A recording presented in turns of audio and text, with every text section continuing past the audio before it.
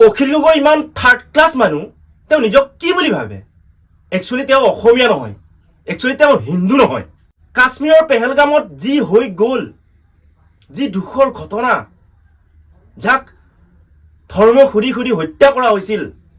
কিন্তু অখিল গগৈয়ে এবাৰ ভালদৰে সমালোচনা কৰিছেনে বৰঞ্চ তেওঁ কৈ আছে কাশ্মীৰক হেনো আকৌ 370 ঘূৰাই দিব লাগে মেড নেকি আপুনি মেড আপোনাৰ পৰা এইটো আশা কৰা নাছিলো আপোনাৰ পলিটিক্যাল কেয়াৰ এটা সময়ত যেতিয়া কৃষক মুক্তি সংগ্ৰাম কৰিছিল তেতিয়া বহুত ভাল আছিলে কিন্তু এতিয়া ধিক আপোনাক লৈ ধিক আপোনাৰ ভাষ্যই স্পষ্টকৈ দেখুৱাই দিয়ে যি আপুনি কৈ থাকে যে আপুনি ধৰ্মনিৰপেক্ষ কিন্তু আপুনি এটা ধৰ্মৰ পক্ষতে থাকে সদায় আৰু সকলোৱে জানে এই কথাটো আপোনাৰ পৰা কি আশা কৰিম আৰু য'ত আপুনি কৈছিল যে অসমীয়া মানুহখিনি কামাখ্যা মন্দিৰত যাব নালাগে অসমীয়া মানুহখিনি হেনো নামঘৰতহে যায় কামাখ্যা মন্দিৰ যোৱাৰ কিয় প্ৰয়োজন আছে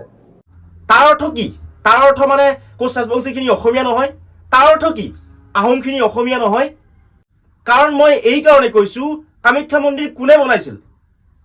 সকলোৱে যেনে নৰনাৰায়ণে নিৰ্মাণ কৰিছিল ছেকেণ্ড টাইম তাত আমাৰ আস্থা আছে কামাখ্যা মন্দিৰত কোচ ৰাজবংশীখিনিৰ আস্থা আছে অকল কোচ ৰাজবংশী বুলি নহয় প্ৰত্যেকজন অসমীয়াই গৌৰৱ কৰে যে অসমত আছে কামাখ্যা মন্দিৰ প্ৰত্যেকজন ভাৰতীয়ই গৌৰৱ কৰে কিন্তু আপুনি তাৰ লগতে আহোমৰ এটা সম্পৰ্ক আছে কামাখ্যাৰ লগত আপুনি হয়তো নাজানে নে জানে নেজানো কিন্তু মই এইটো কথা আহোমৰ ৰজা শিৱসিংহই তাত কৃষ্ণৰাম ভট্টাচাৰ্যক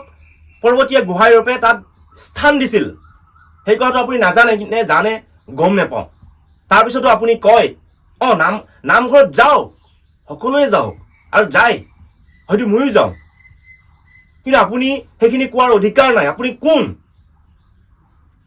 যে কামাখ্যা মন্দিৰত অসমীয়া মানুহ হেনো নেযায় কেৱল নামঘৰতহে যায় আমাৰ আস্থাক লৈ আপুনি কথা নক'ব আপোনাৰ অধিকাৰ নাই